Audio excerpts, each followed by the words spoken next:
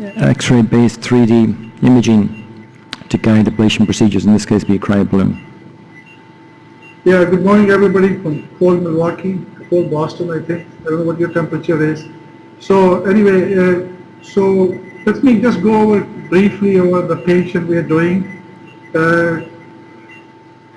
So this is a 57-year-old... Jesse, can I just interrupt one thing? Just to, if you could just, or maybe I might do it for you, just to state the potential conflict of interest, whatever that, and you've been involved fairly early on with the development of this system, just to acknowledge that. Thanks.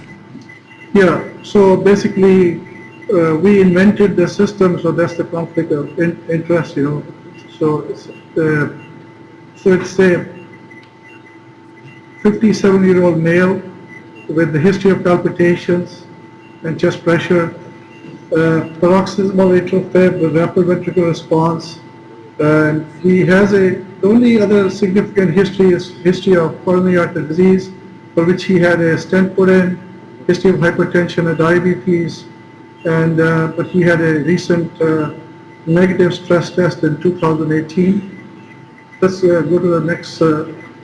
Ejection fraction is 64%. Left atrial volume is normal. Next slide, please. And this is the documented atrial fibrillation on his monitor. Next one. And this is the CT scan, nice 4 pulmonary veins. So what we're going to do is, for the sake of time, we are going to, we have done the 2 veins. Dr. Hani is going to start with the left superior vein, and when the freezing occurs, because there is almost like several minutes of time, I'll go briefly over the technology at that time, and so we'll have plenty of time to answer questions and things like that in between the freezes. So Dr. Hani, can we show the real-time images now? So you can see that, so what you see there is the 3D of the left balloon in the left inferior and the right inferior vein, and the real-time balloon is in the left superior vein, and you can see the injection, which is pretty nicely fluted. And now we're going to take, I'll explain the technology once we start the freeze, but Dr. Hani, you want to go ahead and... Right. So what you have to do is you take 2 views. The first view is obviously AP view for the left veins, and then the LAO anywhere from 20, 30 or 40 is fine, doesn't matter. And I'll explain to you why you need 2 views once we start the freezing. And you're done with that. And you will see the 3D model of the left superior vein. You can start the freeze.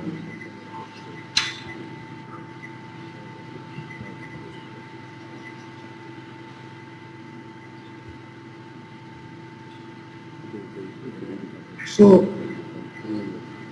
what you see is that the 3D of the left superior vein is showing up. Now, as they're freezing now, I'm going to go over some of the technology. So Jonathan, if I can see the slides. So essentially, you know, it's a lot of physics and math there. If you look at this picture here, there are 3 things which are important, which I'm going to talk about. If you look at the fluoroscopy, it's a 2-dimensional. There is X and Y, but there's no Z or depth in any fluoro images. And if you look at the right side, there's a catheter placed behind the patient's chest and in front of the patient's chest. And what you see is when the catheter is close to the source, it is the size is bigger.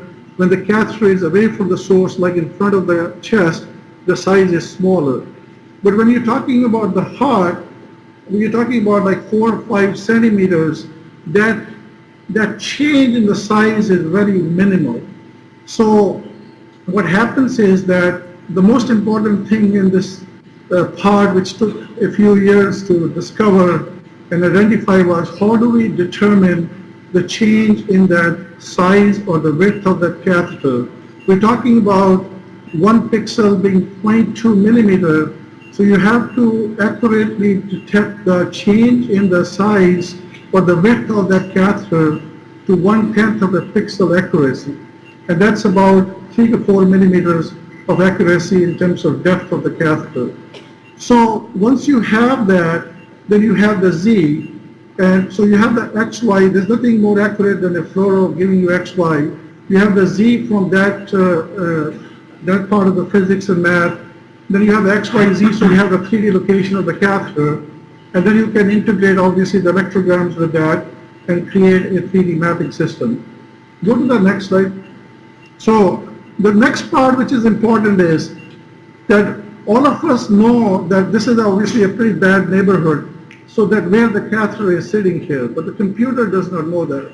So it's a artificial intelligence enabled technique of identifying the catheter, which you can do almost 99+% of the time, despite the fact that this patient has, this is not this patient, I'm showing you a slide of a different patient, has a dual chamber defibrillator, has previous bypass clips, has a coronary sinus catheter, but the catheter is being detected quite accurately, the mapping catheter, that's what I mean.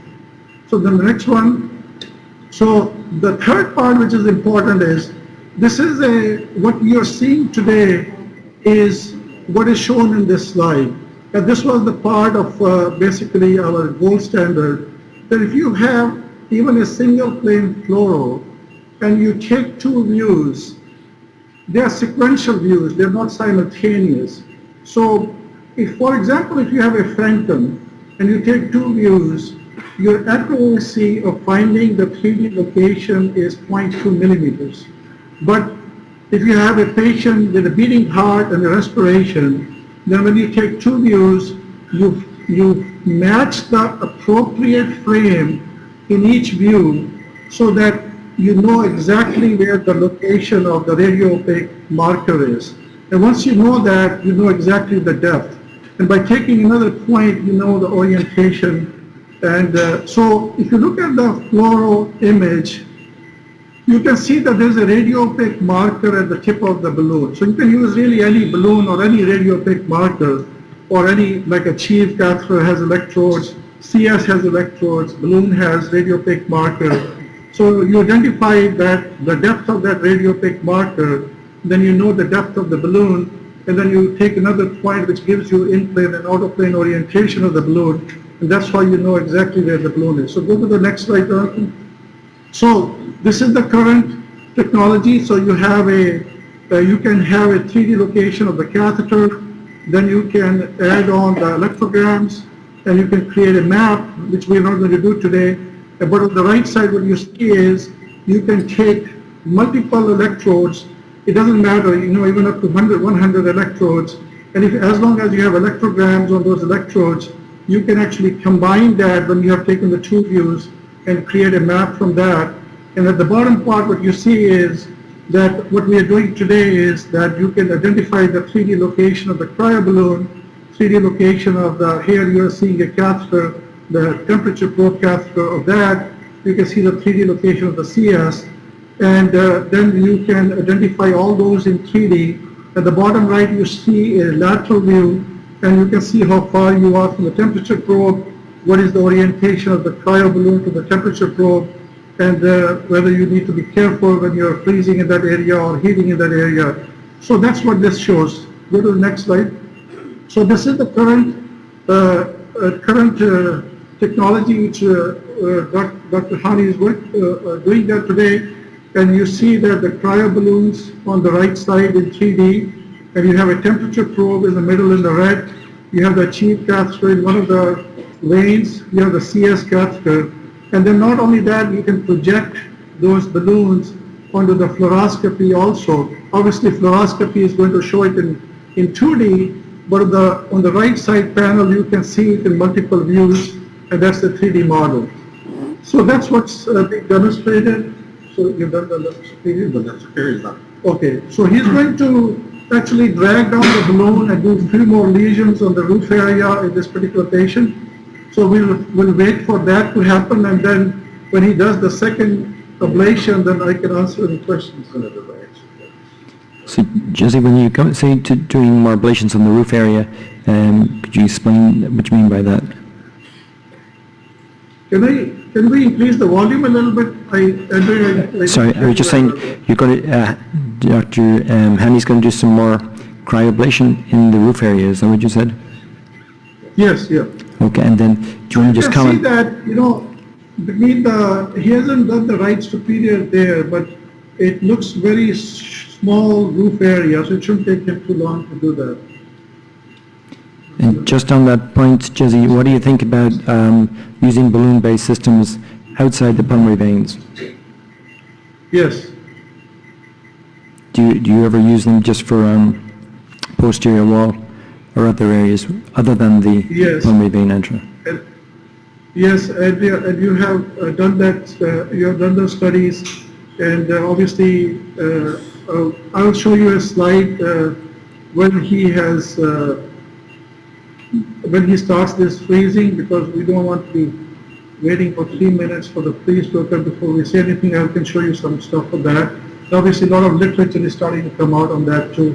I think there's a lot of, but I saw in the brochure, there's a lot of talk on that as well. Any comments? So just give me 30 seconds and I will show you that one. Okay. Any comments from the panel? So you can see that the new location of the balloon compared to the previous location, and that's where he obviously you bring it back like half the balloon, so that you're freezing from the distal part of the balloon, and that's how you know approximately where to go, because you can see the real-time balloon compared to the previous 3D location of the balloon. Hi, so that's Jesse. his new location where he is freezing, and I can show you some. I can probably wait. Maybe I should wait till the last freeze to show you some of those slides from the other patients who have done the posterior wall and all that stuff. But does anybody have any questions on the so far? Yep. Hi, Jesse. This is Vivek. Very nice technology. I'm trying to understand, maybe you said this already, but I saw how you did the cardiac gating. How do you do the respiratory gating? So, Vivek, that's a good question, and maybe I can tell you offline in details, but at the same time, you're right, you know, so what happens is that if you look at the fluoro image, you can see that the heart, and you can see the lungs, and you can see the diaphragm. Each of them have a different pixel intensity. As you have a motion, that's why one of the reasons you're taking 3 seconds of data, that you can see a change in the pixel intensity of the heart, the lungs, and the diaphragm. And based upon that, you can find out exactly the frame in each view which matches during the respiration phase. And that's how you do the respiration gating. So you're looking at the pixel intensity of those three structures, the lungs, the heart, and the diaphragm, and then based upon that you can match exactly what frame in view 1 matches the what frame in view 2. Cardiac gating is simple, as you know. You can do from the cardiac cycle where you are going. But the respiration part was the tough one. Your question is excellent, but that's how you find out the right frame. And I'm sorry, Jesse, I just want to understand, is that done automatically or is that done manually, the respiration? It's done automatically, and that's why you're not even, no, it's done automatically because we have tested it a lot. It's pretty good, and that's why we're not even showing you in the computer. It's done in the background. So you don't even need to see it or do anything manual there. That's very nice. And then now, can you talk to a little bit about the fluoro exposure? I mean, there's no doubt that fluoro has extraordinary spatial resolution, but tell us a little bit about exposure. Yeah, so only, you know, maybe we can, there is some data going to come out. The only thing really you need is a 3 seconds of extra fluoro in the other view, you know, essentially. And that's what it is. So if you're giving 4 veins, the 3 seconds obviously is almost close to 12 seconds, but you can add a few more seconds to that. And if you use the fluoro properly, in the sense that you isocenter the fluoro in advance, then actually you end up using less fluoro because you don't have to move the table around, you don't have to do all that stuff. You just go from one view to the other and you take 3 seconds of pictures in the other view. So overall, other than what you usually use in the standard balloon, you will end up using for every image about 3 to 4 seconds of fluoro. And Jesse, what about rotational angiography, contrast atriography at the beginning of the procedure? Do you think that would enhance the overall data set? So, Andrea, that's a very good question, and I will show you a picture in the end, which is, so we are actually doing two things simultaneously here. This is the approved system, and there's an IRB system which will get approval in the next couple of months, and I will show you a picture on that. That actually what we can do is, what you see, you're right, you can do that, but there are other ways you can do that too, because you have the cryo balloon in all the veins. So you know exactly where the veins are, you know where the achieved catheter is, you know where the CS is, and we are using an algorithm that you can combine all those, so the balloon itself becomes a point. And you can use the whole balloon as a point if you're just trying to do the 3D restructuring. And we can combine all of that also, because you have already, when you do the two views, you have also taken two views of the coronary sinus, you also have taken two views of the balloon in every place, and you can combine all of that stuff actually, and you can do a 3D model reconstruction of the left atrium just from that. So you don't need a rotational angiography, but you can do that also if you need to. Thank you. So every point he is moving, you can actually take a point from that balloon in the new version in the future. But I will show you some example of that later on. Next time, go to the right superior. Jesse, can you say a few He words? says you can go to the right superior so that he will cover that whole area. Jesse, can you say a few words about where you see this slightly lower tech system being applied on a worldwide basis? Clearly, already in some of the cases this morning, we've seen very expensive, sophisticated systems that can use non-radiation based three-dimensional imaging. Yeah. And where do you see this system having its greatest value? So, basically, there are a couple of things. That's an important question. It's a plug-and-play system. You can technically add everything into this. I'm not talking about a little bit in the future, but that's coming. You can add everything into this. You can use what is advantageous in fluoro, rather than discarding that, because all the images are stored. You can take advantage of that and do that in certain cases. You can use, going forward, what we call a hybrid technique, where you can combine part of the impedance with the XY of the fluoro and take multiple points very, very quickly, so that you can reduce the fluoro time, and you can do a very, almost like 10 points per second can be taken. And you could virtually take like 6 to 8 electrodes at the same time, so you multiply 10 points by that many. Or you could really integrate the whole impedance system into this, but at the same time, you see that when you are using a pure impedance systems, obviously we all have been doing it for 20 plus years, that sometimes there's an issue with the way the maps are. That's why a lot of people have gone into the magnetic systems. But by using calibration from the fluoro and using, at times, even if you go like for one time every 10 minutes, you can pick up the XY from the fluoro and improve the quality of those images going forward. So I think that you're going to see a whole spectrum there, that somebody wants to just use it for the cryo, somebody wants to use it just 2D, 3D mapping, as you mentioned, because that's all you're doing is, you're not changing the infrastructure of the lab. You're connected with a cable to a fluoro and a cable to the monitoring system. That's all it is. And obviously the cost-wise will be helpful to those people. But if you want to add more stuff, it's a plug and play, and you can add that.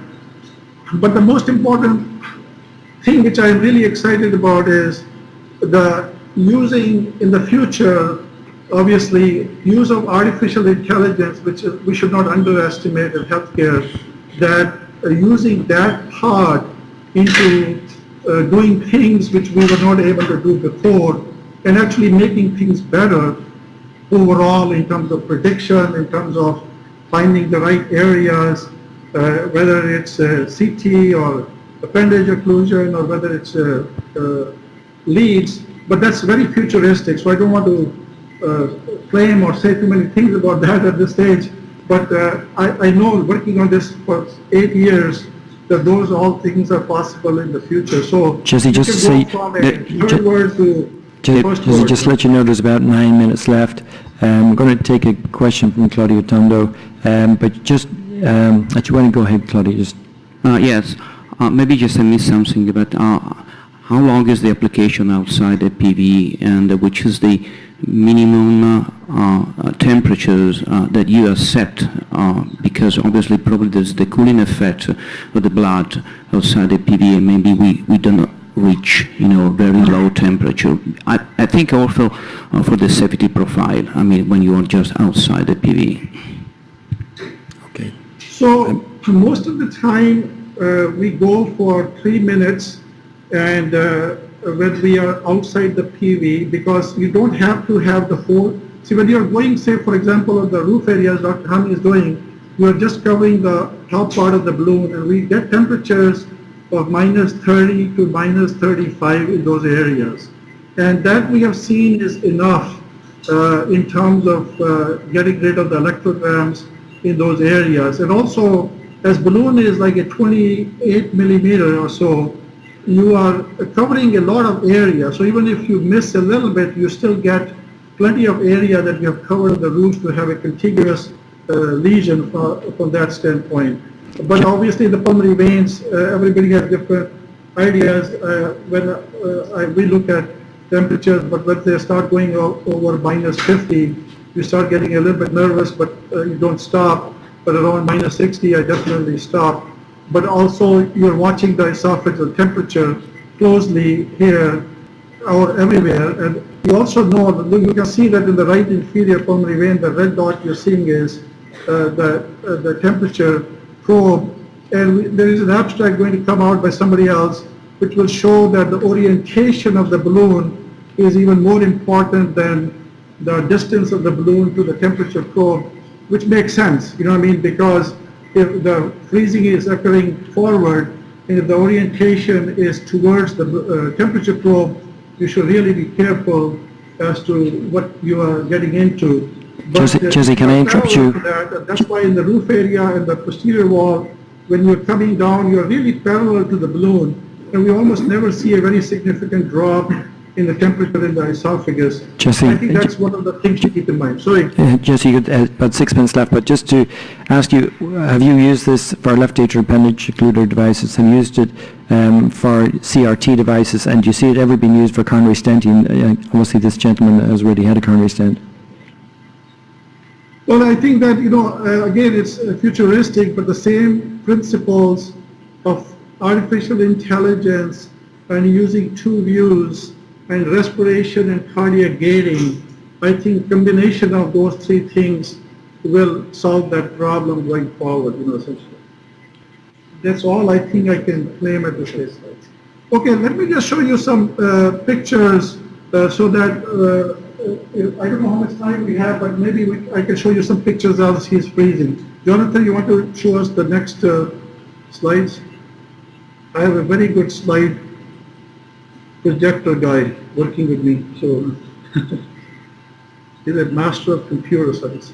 So if you look at this, Andrea, to answer your previous question, this is not my patient, but this is Dr. Hani actually presented this case, I think, in one of the journals. You can see that this is a patient with persistent atrial fibrillation, and he did the whole posterior wall and the roof, and you can see at the bottom that actually he terminated atrial fibrillation, and Dr. Hani is here too, and you followed this patient how long now? Yeah, it's been 9 months and it had the implantable loop recorder, and absolutely no recurrence. And you saw the latest papers coming out from some other institutions showing that. Can you show the next slide? So this is a different patient. I think somebody had a question on this before. This is obviously the voltage map before on the left side and after that much ablation on the right side. And you can see that you can get pretty good roof and posterior wall when you have contiguous lesions, knowing where you are from that standpoint. And just one, because of the time, and as Dr. Hani is doing this, let me just show you one other thing. Jonathan, can you show that? Somebody had a question, I think, Andrea, you had a question about rotational and geography, but let me just... Yeah, no, it's just, David here, I was just asking about that in terms of enhancing your data set. So if you see, so let me just show you this picture here very quickly. Maybe you guys, I don't know whether you're on time or not, but so if you can see that this is the next generation, this is the IRB right now, you can see the cryo balloons and the pulmonary veins and the achieved catheter, and the temperature probe is close to the right superior pulmonary vein. And then so using the CS, you can actually create a 3D model very, very quickly, because you already know where the CS catheter was. You're using the cryo balloon also as points, and you can change the color of the balloon individually, the map individually, or the pulmonary veins individually. So then also you will be able, you can see the catheter along with the balloon. If somebody has to use a catheter there, and you can see the catheter on the fluoro there, and now you can see the catheter on the 3D too. So you can combine the cryo balloon with everything else you have, also with a mapping and ablation catheter at the same time.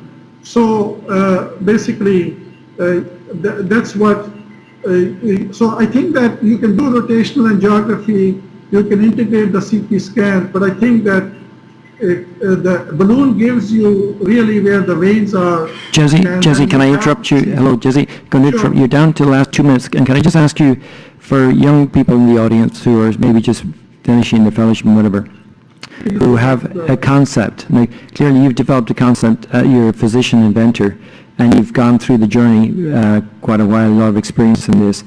Can you say kind of a fatherly 1 or 2 minutes just for young people in the room who might have their own concepts, and what steps to avoid or what steps to do, just as you wrap up, about maybe 1.5 minutes?